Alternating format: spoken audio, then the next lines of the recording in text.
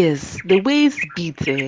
All I know about waist beat is like you said, they put it on our waist just to give her shape and stuff. Yes, but I have this particular friend. Yes, she likes roaming. She likes roaming because she deals with these big men and stuff. She likes roaming.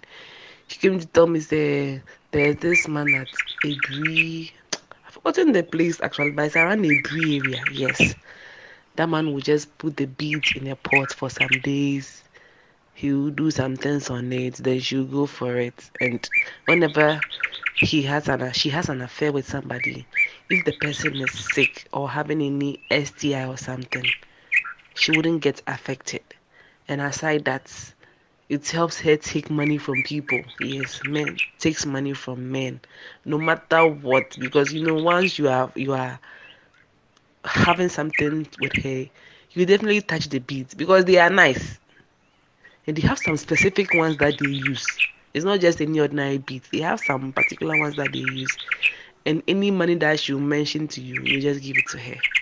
And it's a sort of some protection to them too as well. It protects them from evil men and stuff. Yes. I have been lucky with job. Very, very lucky. Sometimes I'll just enter there and Naman will be like, ah, you look like my wife. Then I get the job. Just like that. Without going to any interview anywhere I go. Whatever that I want, I will get it. I used to have money, but it's not now that I don't have money again. Somebody will just see me and will give me money. Sometimes I'll just go broke and I'll tell myself, by the end of the day, I'll get money. Then somebody will suddenly send me money. Somebody will suddenly send me money. Yes, it was like that. The encounter with colleagues at work. I remember I was working with, yes, I was working with them. There was this girl there. For some reasons, this girl didn't like me. I don't know what I did to her. When I went there, I went to meet all of them. Then, all of a sudden, our boss liked me. Not because he wanted to have an affair with me, but he liked the way I worked. And I don't know. Everybody in the workplace loved me. The drivers there, everybody there liked me. So, automatically, I had hatred from some of my colleagues, those I went to meet. Yes. So this girl, anytime I come to the workplace, she'll be doing things just to get on my nerves. She does things to get on my nerves. So one day I got angry and I told her, I said, why is it that always she wants to try and get on my nerves? What have I done? What are you taking from me? And I told her, I said, I'll be happy if she leaves this workplace. I'll be happy. Truly, truly, truly, I don't know what happened. The next day, she came with a letter that she's resigning. She can't work there. What was her reason to? She had no reason. She just wrote the letter that she won't do the work again. That was all. She won't do the work again. So when I was working at the company, I was at the parcel office. And I was working with one guy. And for some reasons, this guy too didn't like me. I don't know. Because they think the manager always talks to me. So when they do bad things, I'll go and expose them to the manager or something. So you didn't like me. So I was discussing with my boyfriend that the way things are going on in the place, me, I don't feel comfortable with it because it's like, I'm alone. They all think because the manager likes me and he's close to me, I'll be reporting them. But meanwhile, I'm not reporting anybody. So I want to stop the work. That was what I told my guy. And he was like, okay, if I want to stop, it's my own decision. So if I want to stop, I can stop. So the next day, I went to work and I decided that at the end of the day, I was going to tell my manager my intention. I wasn't going to work there again. Then in the afternoon, they held a meeting.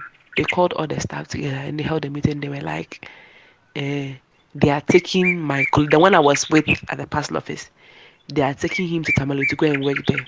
If he thinks he can't go on the transfer, then they are sacking him. Just like that too. It's not that he even did something, just like that. So the guy too agreed and went to Tamale. So eventually I was the only person working at the parcel office. I was alone there. My boss didn't bring anybody there. I was alone working there and The workload was too much because I was the only person there. Yes, but I sailed through, and almost everybody loved my work. The drivers, everything. Even when I stopped, the drivers were even saying they were going to tell the manager so that I can come back. But I wasn't interested. I had a good opportunity somewhere and I had to go. Another one happened. That one is happening in the house I was staying in. So I was living in a rented apartment, and the next house was a woman who was living with the husband and children. I liked this woman and I liked the kids. Sometimes I will send her kids on errands, then I'll give them some coins, some money and stuff. So through that I became close to their mother. So when I became close to her, anytime I cook, I'll give her some. Because she was pregnant too. So anytime I cook, I'll give her some. Anytime I cook, I'll give her some. So that kind of relationship was there between us.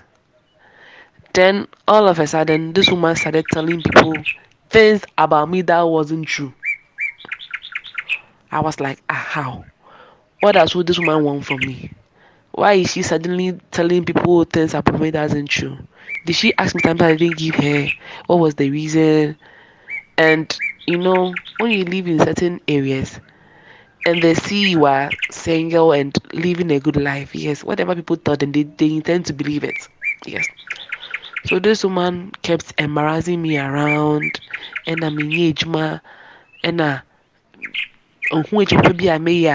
living a lavish life, like that kind of thing. So I was like, I became so uncomfortable in the area that I wanted to leave. I wasn't happy. I wasn't happy. I wasn't happy with myself. So I was planning of leaving the place, looking for a different room to go and stay in. Then one day I came back to the house and I heard say the woman has left her place. Like Ome from fear. And I was like, but it's their own house. So why did they move out? And it's like they says she said she has gotten some job somewhere B and the transportation will cost her. And I was like, this doesn't make sense. You are leaving your own house that you've built to go and stay in a rented apartment. Like it doesn't make sense. So it was after my encounter with the pastor, I got to know that all these people were removed out of my life by that's my so-called spiritual husband. So because of me, people lost their jobs, and it's as a result of they hating me. You know why? Because when I go there, when I start at work, I don't know, I get this kind of special favor from the bosses and staff. They begin to like my work, they begin to like everything about me, and it makes those that came to meet so uncomfortable. And instead of them coming close to me so that we become friends, because me I don't have any bad intention for them, they rather start hating me. And when they start hating me and I become sad or I become worried, then all of a sudden you see that they start stopping the work or something, like they start leaving for no reason. I had a friend, he's in London. He was during those times he was like he was interested in me. So when he comes to Ghana, he will want to come and see me and get to know me more. We met on Facebook. So he came to Ghana, then I think we went on a date. And he's an atheist. He doesn't believe in Christianity or religion, yes. He believes in abosom same, those kind of things, yes. So that day that he saw me, he was like, I can't date you, but you know what I have to do? I have to put candles at your feet and worship you. I didn't understand. I thought he was saying something just to flatter me. But those things that he said were very deep. That he has to put candles on my feet and worship me. I have to put candles on your feet and worship you. You are too big for me. So me, honestly, I thought he was trying to flatter me. Men, you people, you can say a whole lot of things to a woman. Yes, I thought he was flattering me. So I was just laughing and I really literally understand what he meant. He called me one day and was like, he has to go and see his spiritual guidance. There's one man be at in Sawom. He's a herbalist, spiritualist. Those people that use herbs for protection and those kind of things. So if I could escort him, I said, okay, no problem. I'll escort you. So I went with him there, and when the man saw me, the man was treating me some way, be like he was making me feel so special. I didn't understand that. I said, ah, well, maybe because he saw me with the guy, that's why he's saying that. So he called the guy aside, and I don't know what they spoke about. So when we left, I asked him, sir, ah, why was the man behaving like that? And he said the man said if he treats me well, like so Onimitsunaye, not as in dating me, but if he is nice to me, he's good to me, good luck is going to be on his side. Like he's going to have a whole lot of positive things around him. So he should try as much as possible to be nice to me. Eventually I became friends with that guy. That's herbalist, and he was telling me, say, I have so much things in me that if I am able to discover myself, I can be very powerful. But I didn't believe in those spirituality stuff, so I never took it serious. And now that you've gotten, you were prayed for, the pastor prayed for you, you said you've been delivered, and then you went ahead to marry. Do you still get all the goodies that you used to get in the past, all the favors that you used to get, your bosses liking you, your business was doing well, you were making money, getting money from strange people that you've never even met before? Do you still get these favors, or all those things just stopped like that? You don't get them again because you have been delivered. And also, I mean, we've heard a lot about marriage. I've interviewed a lot of men that told me, yo, I mean, marriage is not easy. Marriage is not easy. Women are troublesome. You marry her, she's so sweet. Then within the marriage, she turned into something else that you've never seen before. Different characters, different attitude, different behaviors. You are a woman in marriage. What can you tell us about marriage, both the bad side and the good side? And also, you said you worked in a transport company, and I have heard there's this encounter we're about to post. My editor is currently working on it. Probably we'll publish it today or tomorrow. A guy told me about his encounter on the Kumasi Highway and also on the Cape Coast Highway in the night. I'm told they see a lot of mysterious things. They encounter a lot of things. You have worked in a transportation company that, I mean, you have buses that transport people from Accra to other regions and even to other countries, the neighboring countries. What are some of the encounters, the weird encounters or the strange encounters you've heard from the drivers that go on this long journey, especially in the night and then at dawn, or probably even during the day? No, no, no. It's a big no, no. Ever since I got delivered, like the table turned around. Life hasn't been easy. I am a very hard-working person, and I'm very industrious. I like business.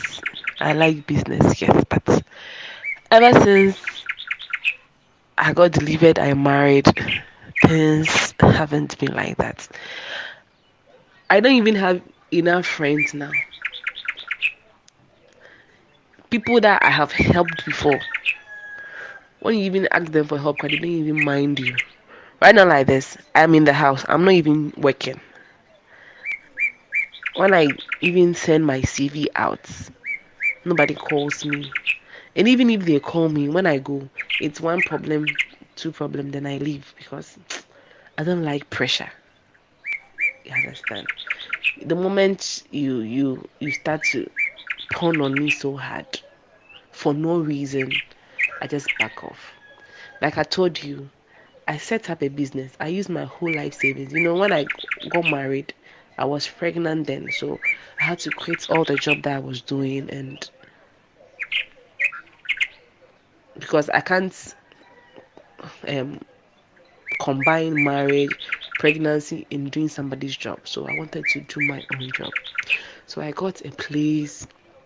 Hmm, this thing, I got a place.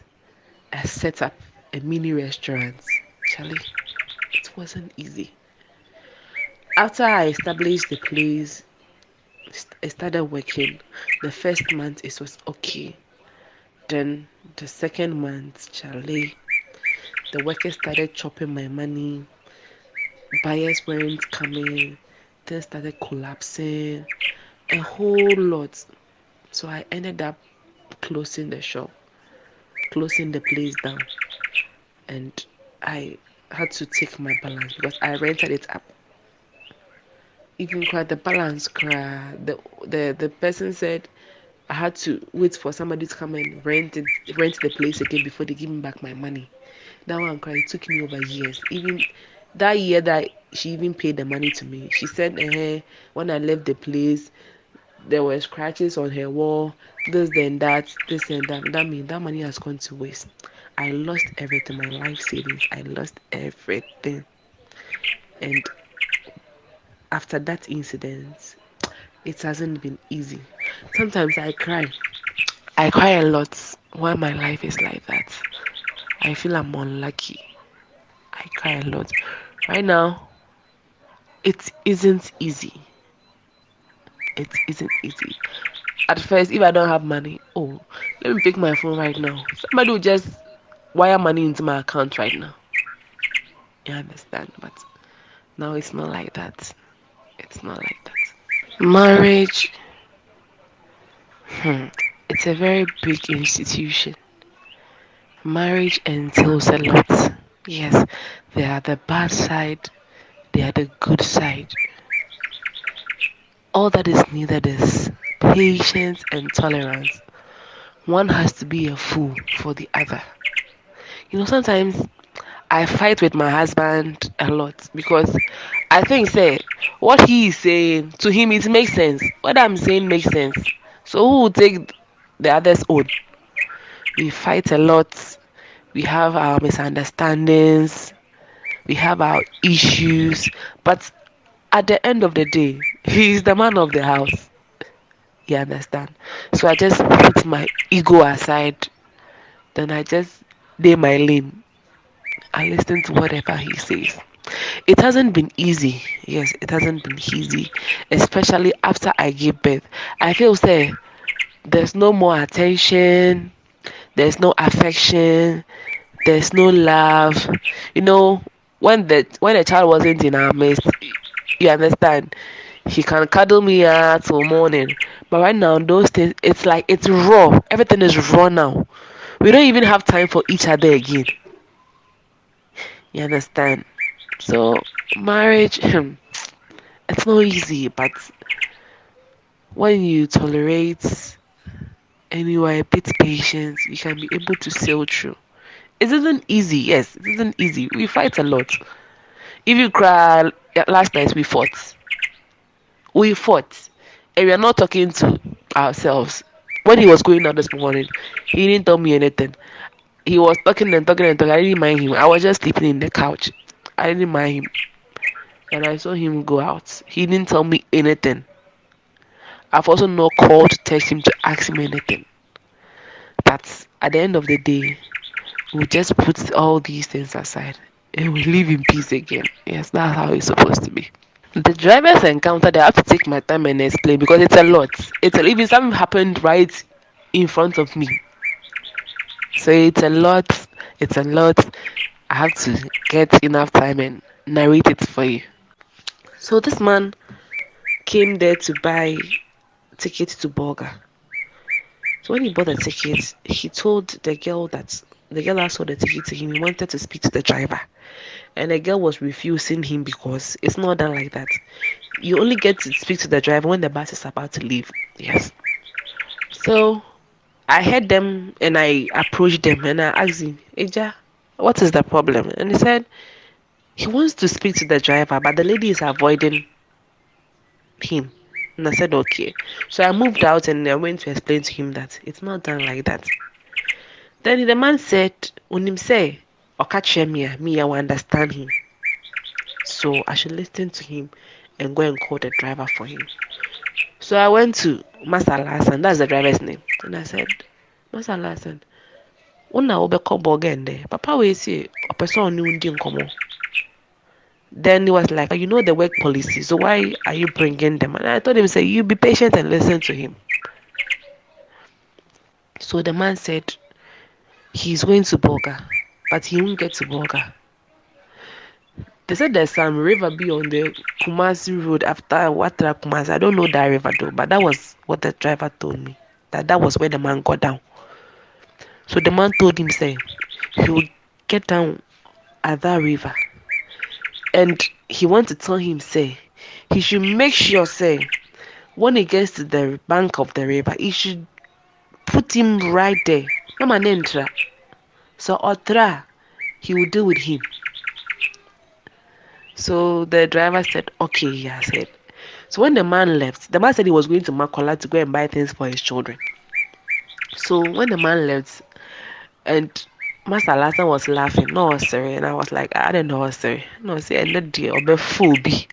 That was what he said. Like today, he will pick somebody. Then he laughed and he went back. So when the time came, the man came to look for me. He actually came to tell me, say, he's back and he's about to leave. So when he boarded the bus took off and they left. So I think 2 days later, the bus came back from the north.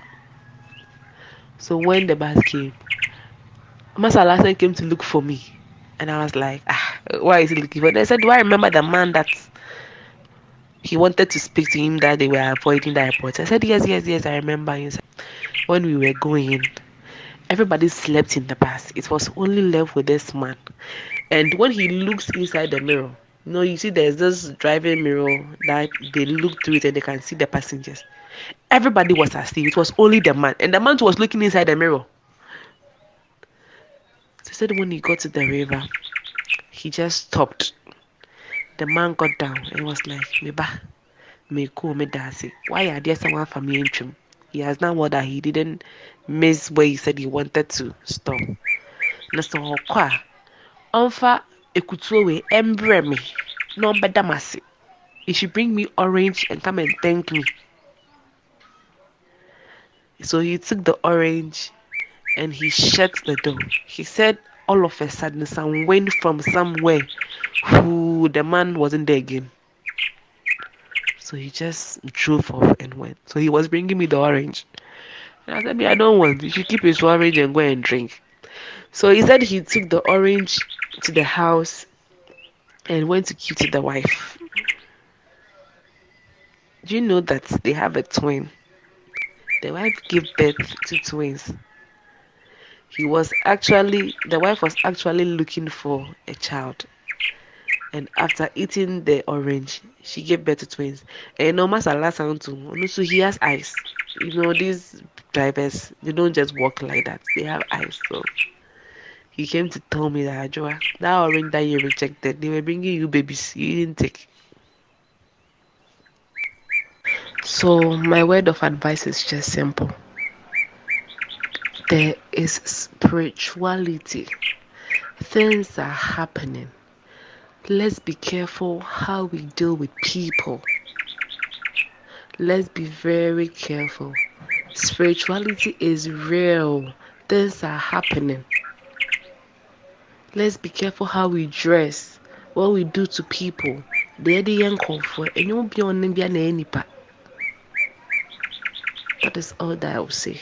And on your be an Indian crowd, papa, you brought her to me bondinechi. And so when you offend that person, the person, maybe I know you're on a persevere, obey to your cap back, but the spirit behind that person will deal with you. So let's be very careful.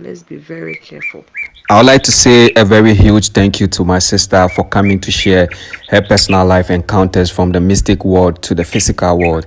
Her encounters were so many. That's why we divided it into part 1 and 2 so that you can follow the stories very well. Please let us know your thoughts on the episodes that we've been shooting. If you know any company or a business person or an individual that want to sponsor a program, please request in all the company. We will sit down and have a conversation. On behalf of myself, my team, and my sister over here, we say bye-bye.